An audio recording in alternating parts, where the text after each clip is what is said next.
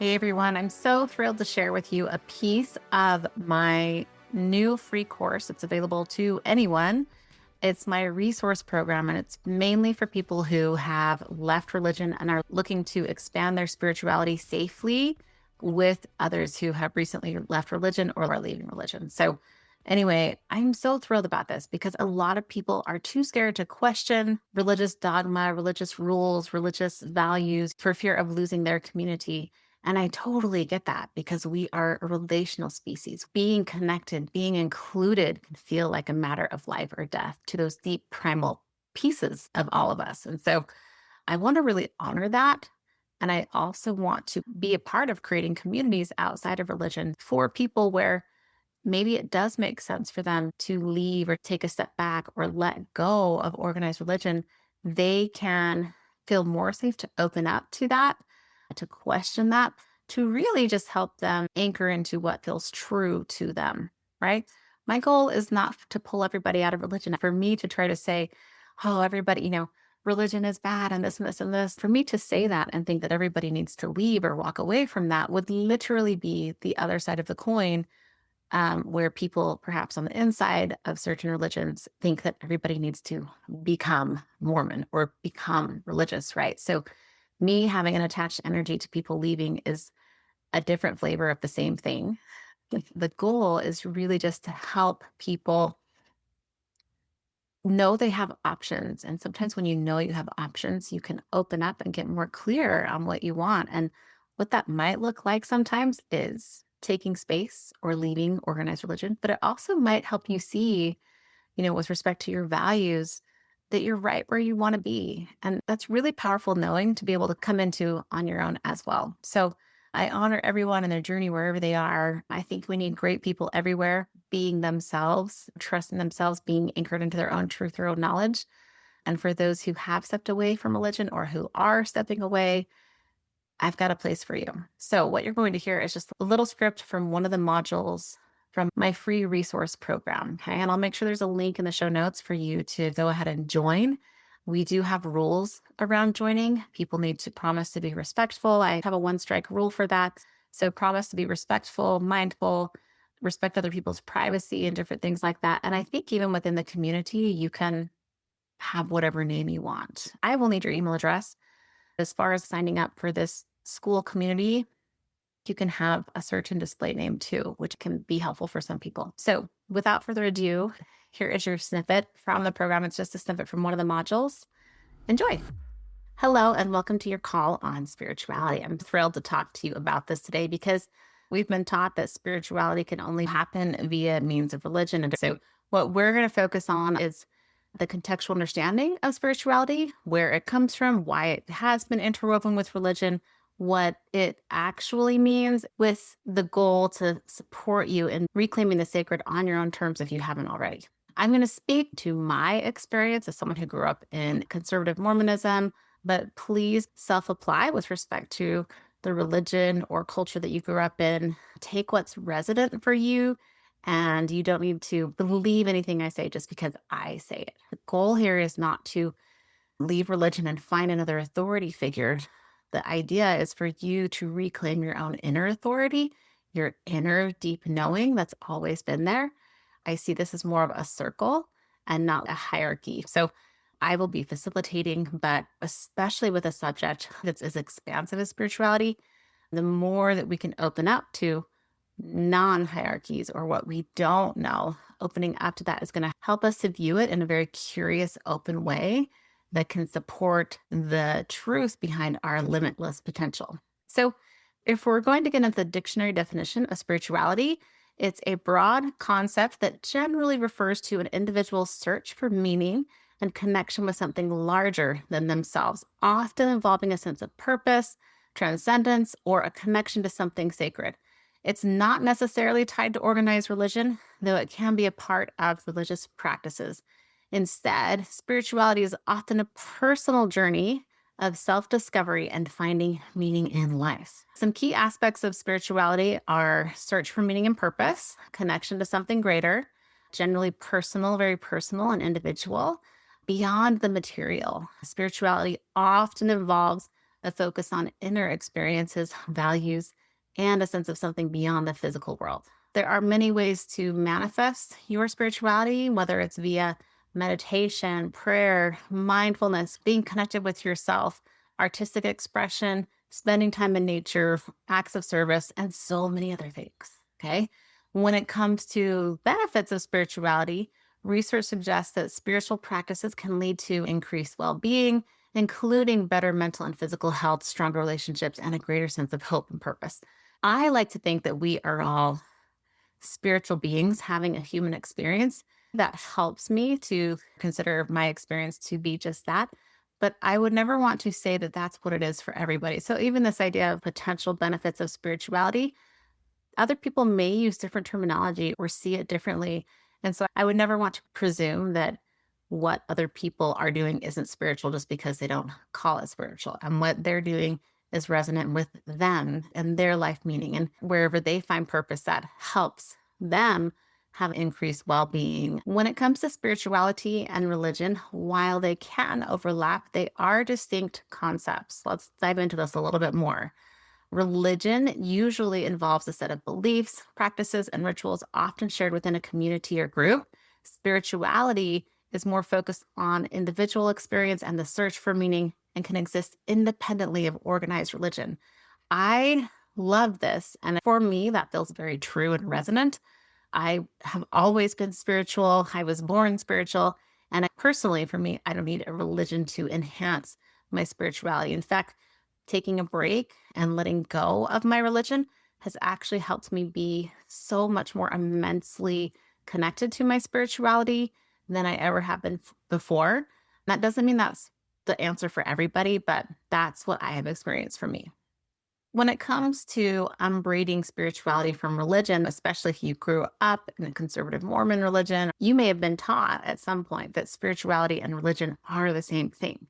Historically, early spirituality was relational. It was feminine, it was cyclical, it was intuitive, it was embodied. People communed with the stars, with the land, with ancestors. They had dreams.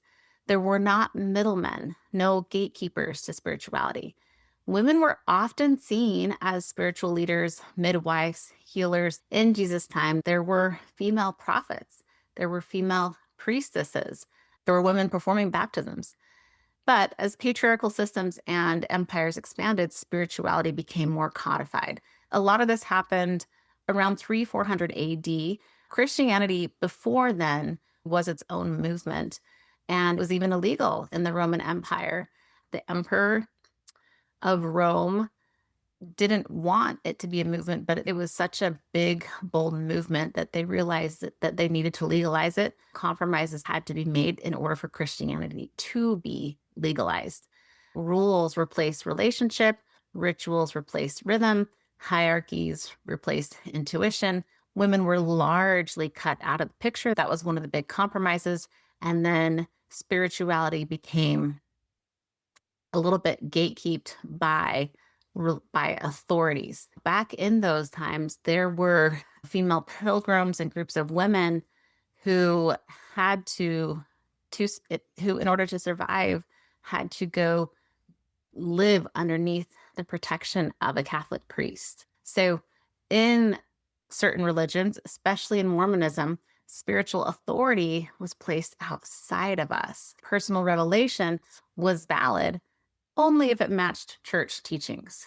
Think about certain buzzwords today around spirituality and religion. Anything too emotional, too mystical, too feminine, too intuitive. It's kind of seen as like scary or witchy or this or that. And it makes sense that men and women feel a threat there. There's a lot of internalized misogyny. There's a lot of internalized patriarchy. Female intuitives were sought out and killed about 300 years ago. Many of us survived by being quiet, submissive, or doubting our deepest knowing. We learned to fear our own direct experience of spirituality or of the divine. But it didn't start this way. It doesn't have to stay this way. And it isn't staying this way. We're seeing a big movement towards people reclaiming their inner authority. What I want to say too is if you were to go look up Fowler's stages of faith, he goes through 6 stages of faith that are developmentally or spiritually appropriate for humans to experience. And what he says is that Orthodox religion will always be stuck at stage 3 because in stage 3, we still see authority as something outside of ourselves. Stage 4 of his stages of faith is where we switch from external authority to internal authority. And that's why so many people feel so, when people are deconstructing their religion, it can feel so scary because you're suddenly becoming your own authority, you're turning more inward. But then oftentimes people are villainized, outcast, ignored, dismissed, discounted, or gaslit for what is actually developmentally appropriate. Isn't that wild? So, what we're going to do is redefine spirituality through many lenses, not just one lens. So, let's talk more about this definition. There's no one size fits all, just possibilities to try on, see what feels good to you. In the Mormon religion, spirituality may be more tied to obedience, spiritual approval through hierarchy, and male led authority. Okay. If we were to look from a neuroscience lens, spirituality could be a felt sense of awe, transcendence, connection, shown to enhance well being. What I see sometimes is these other definitions of spirituality that I'm going to talk about. I have felt that my whole life, but what it felt like in my religion is that the church sort of usurped that and said that, oh, well, that's because of the church. It was almost like they took my own innate knowing and spirituality and knowledge and connection and said, yeah, that's because you're a member of this religion. Through the Holy Ghost, through the Spirit, you feel that. And, I even grew up with people using, whether conscious or malicious, using fear tactics to scare people away from leaving or questioning because they were saying, you won't have this. So let's keep rolling here. Spirituality can mean reclaiming your spiritual center through safety, empowerment, and choice. And when it comes to healing from trauma, that's a big deal. Trauma can create a separation from self, and any moments of presence that we have can really be a moment of connection and healing for us. So, this psyche Jungian based way of looking at it could be connection to archetypes, to dreams, to the deeper self, the healer, the wild one, the wise one. If we're going more earth based, interconnection with land, animals, ancestors, elements, seasonal cycles, a mystical connection of some sort. Dare I say witchy? It could be intuition, rituals, cycles, symbolic meaning without permission or intermediaries. If that word witch feels edgy to you, please remember it was a label used to suppress powerful women. If you are afraid of accessing your intuition, your insight, or your voice, that is not your fault. Not only is it conditioning, but it could be some transgenerational trauma passed down to you from ancestors who survived by keeping quiet or being silent or small or relatively invisible. I love all of these different takes on what spirituality can be. And I like the openness of it. I like the limitlessness of it, right? These are just to give you ideas of what it could be for you. So take what's resonant. Let's begin by starting in your body, finding your way back home to the body. Go ahead. If it's safe, place your feet on the ground. Notice that surface underneath you. Take a slow, deep breath in. Nice, long breath out. Make sure that out breath is the same or longer than your in breath. Just gently look around in the space you're in right now, both sides, left and right, above and below. This is a process called orienting.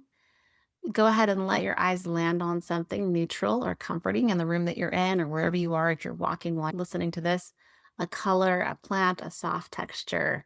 This practice is called orienting, and it helps our nervous system register, I'm here, I'm safe. In this moment, I am safe. We can say these things audibly, but embodying that through a mammalian approach can really help our body be online with this idea of safety. And I just want to say that as you sit and notice your body in the space that it's in right now, if there's any tightness, if your chest feels tight, if you hear something like, oh, I feel like a rebel, is this okay? Am I allowed to think this? That could be chalked up to conditioning or socialization. Whatever your body is bringing to the table or whatever thoughts are coming to the table, those are normal given your lived experience. Our brain, our nervous system thrives on homeostasis, even if it's painful or uncomfortable. So, when we do something new, that can set off alarm bells and whistles in our brain and our nervous system. So, for you, you can just do a quick check in. If I'm feeling any tightness, what does that mean? Where is that coming from? Is it because I know I'm supposed to be here, but my brain, nervous system are concerned or worried about things changing? Okay. Our nervous system was trained to seek approval. It was trained to avoid disconnection and to maintain worth or to be worthy in the eyes of other people. A lot of us were conditioned and socialized to be very hyper vigilant about our surroundings so that we're always checking what's there, what's not there. So as you go through this course, let yourself go slow, let yourself go at whatever pace you need to. The goal for me is not to prove anything to you, but to help you feel safe to explore your own spirituality with you at the center.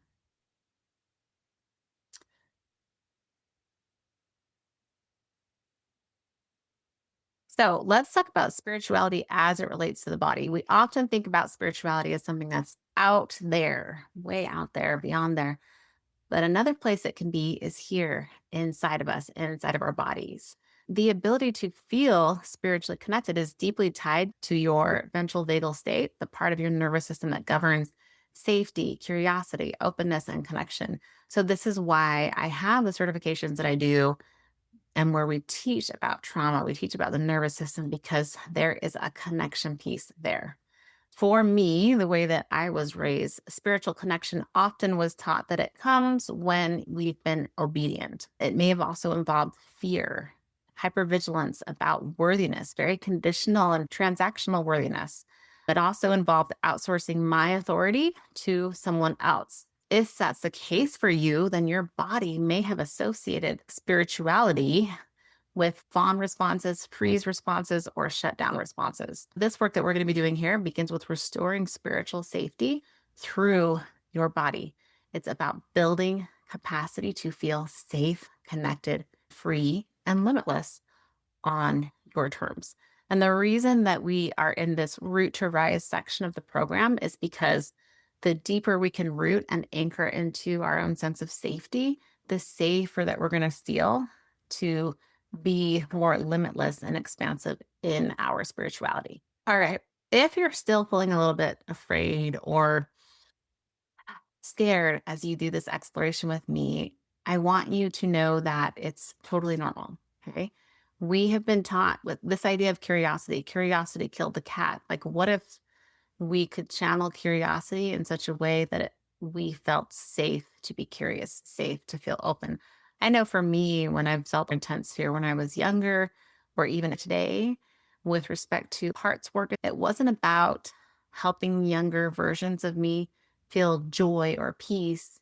It was about channeling curiosity in such a way that fear could be dissolved. So I just want you to know that wherever you are with respect to your human experience, it makes sense. You may carry a fear of being deceived, right? You may have trauma responses with respect to anything that's too woo or too intuitive. You may feel shame for exploring wrong spiritual ideas, or you might experience deep guilt for going outside of this prescribed path. But my guess is that you are here to connect with other like minded souls who are looking for community so that we can all continue to expand in our spirituality safely. I want you to know that fear doesn't have to mean that you're doing something wrong. Sometimes fear and excitement have a similar enough tenor that sometimes excitement, our soul's excitement, can get confused for fear. Fear can also be indicative of our soul's GPS. So it's helpful for you to try that on, see how it feels. If it feels like real legit fear, it could also mean that your nervous system is protecting you. It's doing what it knows, what it has internalized with respect to your survival and safety. It's working to protect you from exile disconnection and harm. We want to honor that, right? Because just a few hundred years ago, being chosen, being quiet, being submissive, being acquiescent was a matter of life or death. A lot of women couldn't make a living for themselves as needed to be chosen. If we go way back to caveman times, not being liked was literally akin to life and death. Those survival genes get passed down 7 generations. Some people are starting to say that it could be up to as much as 14. So we want to honor that. All right. I'm going to leave some prompts below when it comes to self-reclamation, just so that you do not need to answer all of these. Just see what lands, let it move through, whether it's through writing, drawing, talking, notes, or even movement. But please just do it not only in your head, but somehow make sure you respond in the 3D realm, whether it's talking it through out loud, writing, voice notes, or movement. I will leave those prompts for you. Enjoy. The last thing I want to say about spirituality is, for purposes of this group work, is that you are the sacred space. You are your own internal authority. This program is called Resource because we have always had source energy or divine energy, and we're resourcing, returning back to what was. So if it's helpful for you, let's go ahead and just take a few breaths, close your eyes, put your feet on the ground. Notice your hands on your chest. You can put one hand on your chest, one hand on your belly. Just notice your breath. Make sure we're taking nice, long out breaths as long as it's still comfortable. Notice your hands, the way that you're being held and supported right now.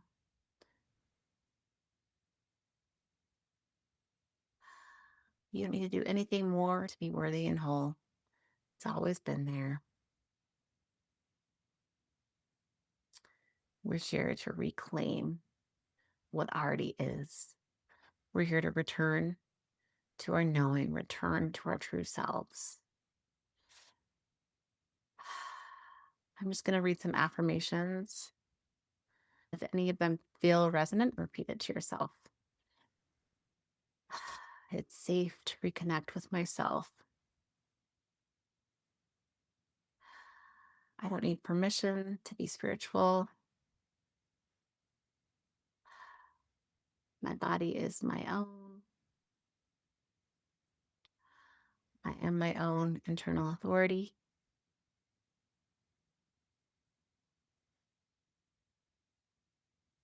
I was never disconnected, just conditioned to forget. My knowing is valid. My truth is mine. Okay, I hope that was helpful for you. I really like talking about this stuff because I think it just can help everybody anchor into more of who they are. If this is something that you want, go ahead and tap the link on the show notes so that you can join and become a part of this community. We will have regular calls. I'm taking around twice a month. So if you want free coaching calls with me, this is also your avenue. Thank you so much. Have the best day. Take care.